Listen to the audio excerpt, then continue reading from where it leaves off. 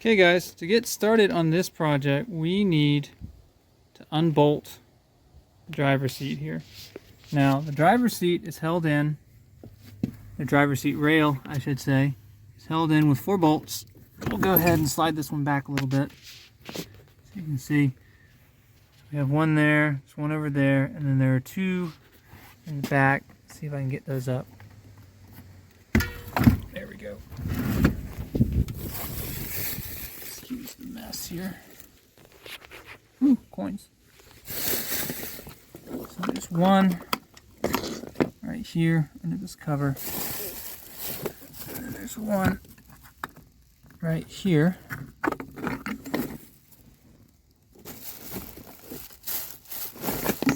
Under this cover. So I think they are 13mm bolts. Go ahead, get the right tools. We'll pull these out. There is also 2 electrical connectors that we're going to have to address once we get the rails out of the way. There is one here. This is for the seat belt connected warning. If it's working correctly and you're not buckled in with the vehicle running, you should get an indicator on the dash. So we're going to disconnect this. And then there is the power. Actually, we can deal with it from right here. We have the power connector for the lumbar and bolster functions in the seat. We're going to reuse this. We're going to have to remove the connector and put the appropriate connector on it from the Explorer seat.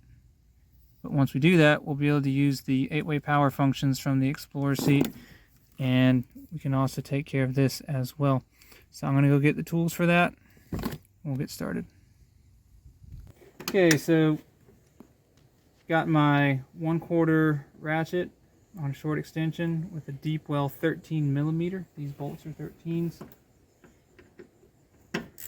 And it's just the right height to get these out. Now, I've had this seat out before, so the bolts aren't really rusted in. Should come out fairly easily.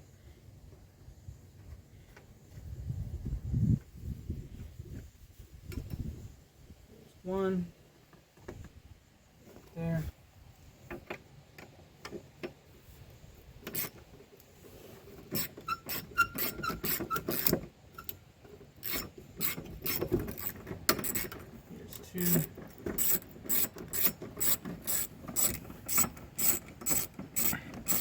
And I did forget to mention there is a 5th bolt, a large Torx bolt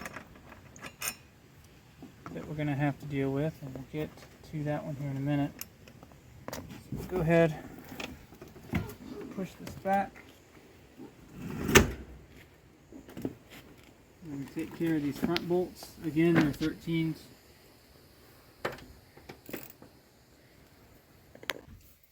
So front here, 13s, not very hard to get to, particularly once you push the seat back.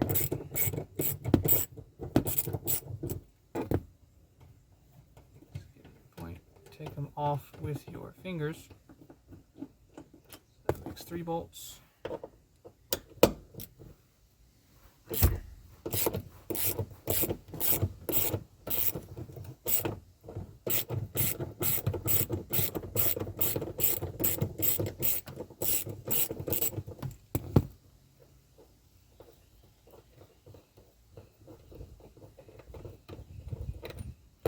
And 4. Under this cover right here, and it is a Torx T50. T50. Yeah, please excuse the mess. This is a working truck. Yeah. So, I have all sorts of mess all over the place.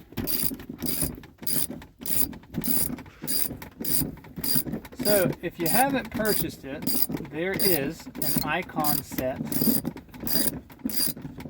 of Torx socket drivers, like what you see here on the end of the extension, available from Harbor Freight. Very good price. Extremely pleased. It's let me get a lot of stuff done that I could not do before. You'll find these larger Torx bolts, they kind of show up when you least expect them. Before I started to do YouTube filming, I also redid the headliner in this truck, and part of that process, there's a T50 behind this cover that holds on the lap belt. So, Icon, Harbor Freight. Look at the camera. Torque set. Pretty awesome. And no, I'm not paid or endorsed by Harbor Freight at all. I just spend a lot of money there. So, I went ahead and there are the two electrical connectors I mentioned earlier. I took them apart. Not a big deal. Most of these connectors, either you are lifting the lock stopping tab, like right here where my thumbnail is, or you're pushing something in at the tent. So I didn't film that. But they are loose. Didn't break anything. My cameraman, my brother, will get a chuckle out of that. But all the bolts are out, so this seat is ready to come out. So it'll come out, no problem. So take the seat, and we still need to get a part off of it, so it's over here. And then we're going to go grab the Explorer seat. We got to do a little bit of part swapping. Alright, so I've laid out both seats. This is the original Ranger seat. This is the 97 Explorer seat that I got from the local junkyard. A couple of things to point out. Here is our electrical connector for the seat alarm, and it actually looks like it's the same, so I think I'll just be able to plug that straight in. Cool. Otherwise, you'll see that I left the pigtail from the original harness so that I could solder these wires onto the ones in the Ranger's harness to make that work. The one that's going to be more interesting is here. So as you can see, the connector is different than the Ranger connector, and I'll see if I can figure out how to put a little side-by-side pic of these two. My video editing skills still are not great, but I left myself some pigtail and some wire. So what I can do is, again, cut the connector on the Ranger harness, solder these in, so that way I can get full control and it still be nice and neat and not a hack job. He really means that I'll be soldering them in. Either or, he's generally better at it. I'll give him that. So, alright, so here's your major dilemma. Look closely. This is the Torx mounting bracket on the Explorer. Notice the angle that it's stamped out at. Same bracket on the Ranger. Notice the difference. They're 90 degrees opposed from each other. This one winds up being flush. If this is my hand is the floor pan, it's flush against the floor pan. And on the Explorer, what they decided to do is mount it against the hump Console. Under which where the drive shaft goes. That runs kind of along the middle of the vehicle. Yeah. That's not going to work. And in addition, the total length of this rail to that rail is different. This rail is shorter. This rail is longer. So what we wind up having to do is we're going to do a rail transplant. You can take this off, you can bring it over here, and then do whatever you want with the old one. And once we do that, what we're also going to have to do is break out the, let's see, what is it? The motivator class hammer that I have. And we got to motivate this back so that we can lengthen, air quotes here, lengthen this bracket, or excuse me, this one, once it's over here, so that it will line, the hole will line up with the floor pan hole in the Ranger. So let's go ahead and get started. These, I believe, I think this is a 10. It is a 10 millimeter. There are two connections. There's one here and there's one here. So go ahead and get these loose.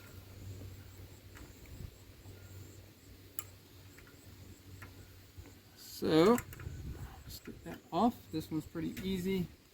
This one's a little bit stickier. Not too bad. Okay, I lied.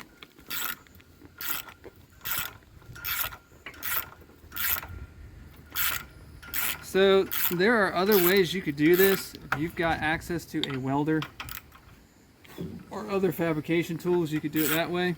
I do not. So this is the cleanest way I could think of to do it with the capabilities I have.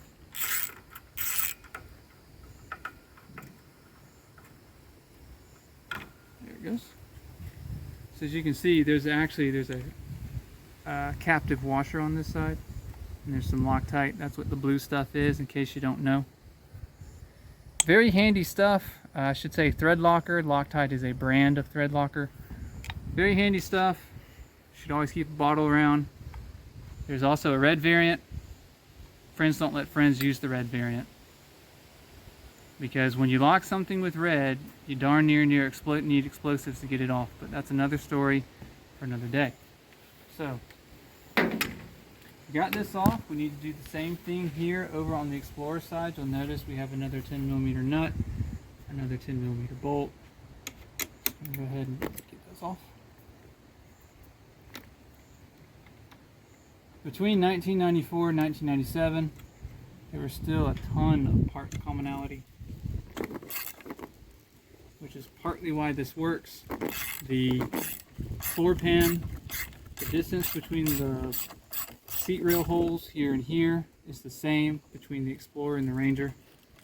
Though I should add the caveat that based on conversations I've had with forum members for the local Ranger forum that I'm a member of, you can take an Explorer seat, you can put it in a standard cab Ranger, or what was called just a cab on the Mazda B series, not a cab plus. That's what they call the extended cab. You can put it in there, but you're not going to have enough room to actually slide the seat back or recline it.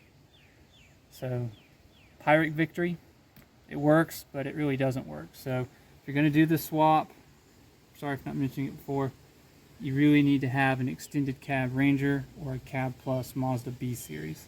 Otherwise, it's not really worth your time. So now that we've got these swapped off, we're going to take our Ranger rail here. And I know this is the Ranger rail because it has an excellent patina of sand and dust that is local to my yard. Here, finest identification in town, and you can see the Explorer one here is actually quite clean, but we don't need it. If I really wanted to, you know what, I think I'm going to do it.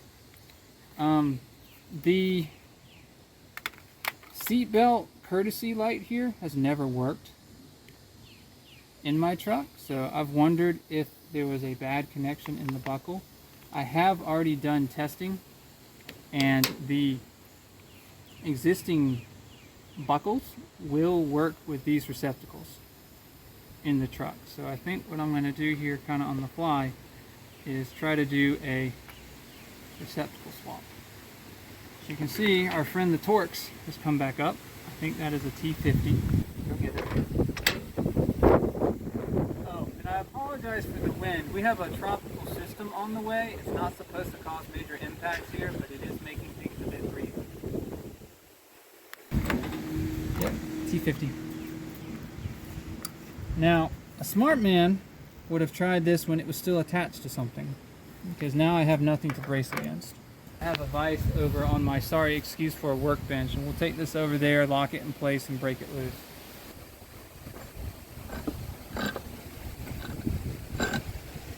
I'm gonna come around. Okay.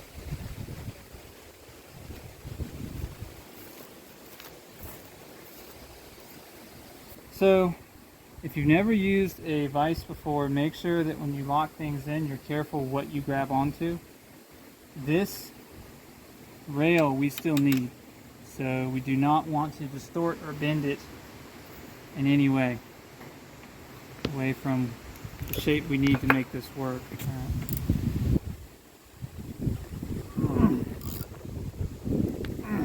Yeah, you definitely needed Mr. Vice's help on that one. Yeah. got problems, but grabbing onto things ain't one of them. Nice. Yep. So apparently that is also my automatic door opener. So, red Loctite. Here's an example. And in all honesty, this is not a bad place to put red Loctite back. You do not want this backing out on you in the event of a crash. For obvious reasons, because then your seatbelt will not work. And the last thing that's going to go through your head is your rear end. So, I'm going to go grab some red Loctite when it comes time to swap this in. And I'm going to relock it with that. At the moment. So that was the old one off. Yep.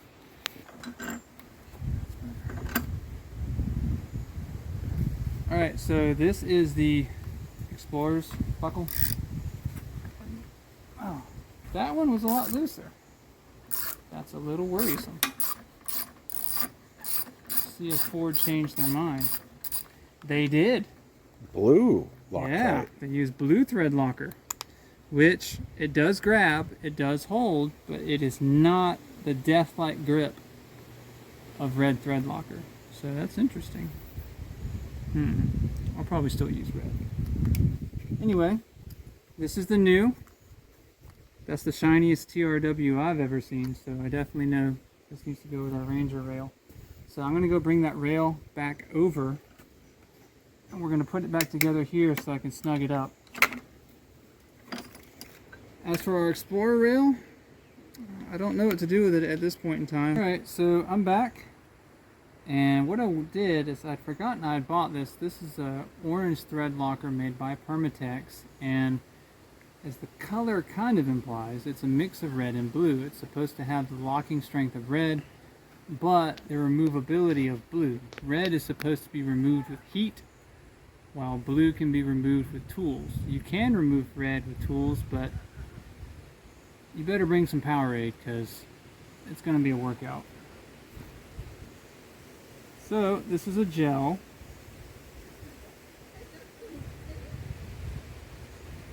So you just need to place, a little goes a long way, so you place enough to go across there. And line up this metal collar, shove that through, and set this to locking.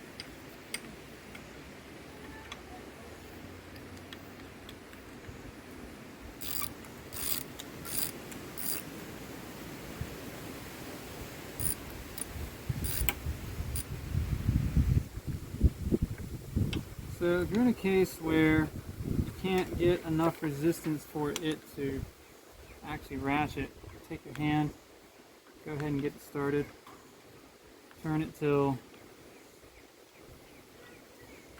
you can't turn it anymore with your hands, and then you can switch back to your tool. Go ahead and tighten this in, and because this is a seatbelt buckle, receptacle, I'm going to make it tight. I do not want that coming loose. Alright. So now we've got the Explorer buckle, which hopefully is in better condition than the Ranger buckle. And we have it attached to our Ranger rail. We know it's the Ranger rail because it's flat and it's upright. So we're going to go ahead and take this and go attach it to our Explorer seat, and then we'll be ready to start the fitment process. There's a little bit of checking and guessing involved. Alright, so we're back, and you see we have an obvious problem here.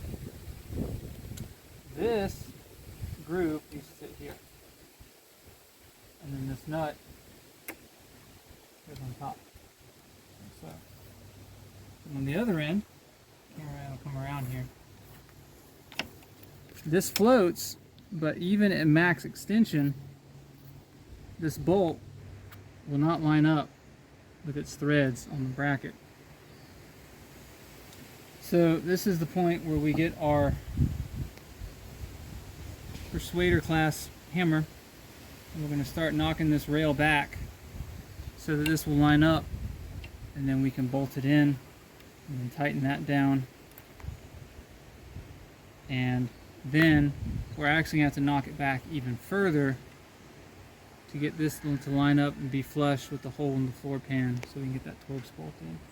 This is my Persuader class hammer. It is a 4-pound hammer. I don't know exactly what it's supposed to be used for, but I call it Thor, and I use it in any situation where I need to make something move or I need to unstick something. When I bought it, it was about $10, again, at Harbor Freight, and I am of the opinion that this hammer should be gifted to everybody you meet. It's just that useful. Anyway, so what we're going to do, I want to either go around that way or this way, is we're going to take this bracket, we're just going to tap it. Give it some love taps. Then we're going to check our work.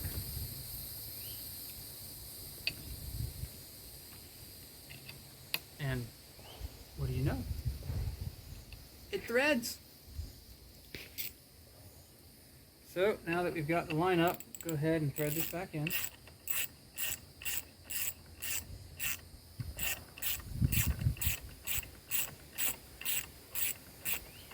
Tighten it up. Now, I have not researched any torque specs through here. I suspect this stuff is just elbow torque. This is not a big bolt. Don't kill it. You will snap it.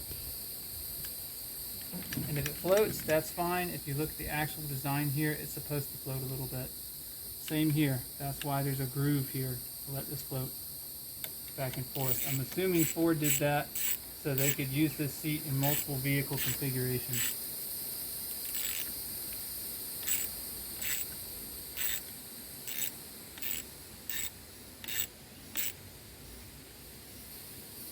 Alright. So, we now have, as a summary, we've got our Ranger rail. It's on our Explorer seat. We went ahead and we swapped out the Ranger buckle for the Explorer buckle. And we got that locked in. So our next step, before we even try to tackle the electrical, is we need to finish with fitment. I'm not 100% this is in the right place, so I'm going to go clear a hole and make sure I can move the seat in and out because it's kind of heavy. And then we're going to work on making sure that this will line up so that we can lock it in. Alright, so I've got the seat in for a fitment check. And what you need to do when you do this is go ahead, I'll step out of the way here, is line up the front mounting brackets, get them as close as you can to where they need to be. So that way when you do your check of the seatbelt rail over here, that it's actually accurate. So take a look, the hole is here, our rail is here, so we're short by about a good inch.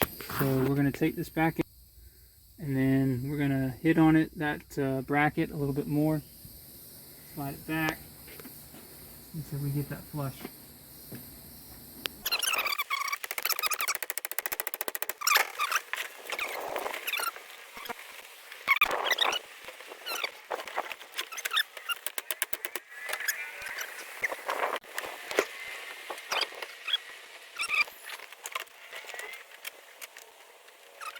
For that one. We have achieved fitment. Yep, so now we got that in position. You notice we've got our front rails pretty much lined up where they need to be. So at this point we've got our fitment, so now we need to work on the electrical.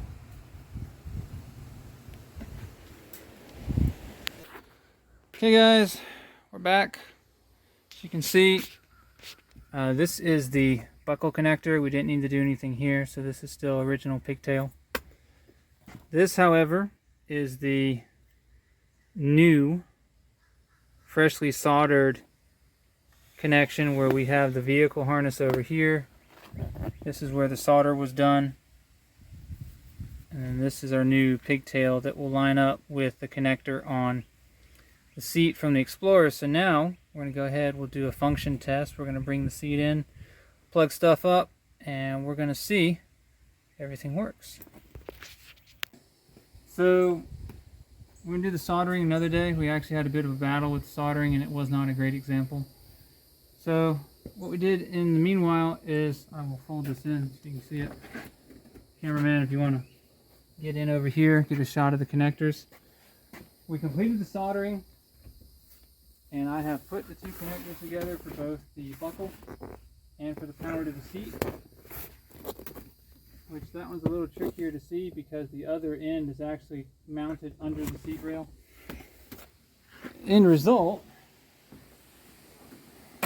is this. Lumbar works, seat motion works, tilt works. So we have ourselves now a fully functioning, much nicer Explorer seat set up in here. So the last step we got to do, well, one more test actually, forgot. In case folks were wondering,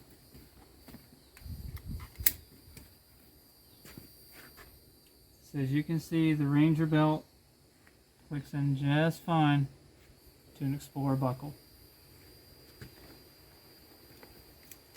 Comes out perfectly fine as well.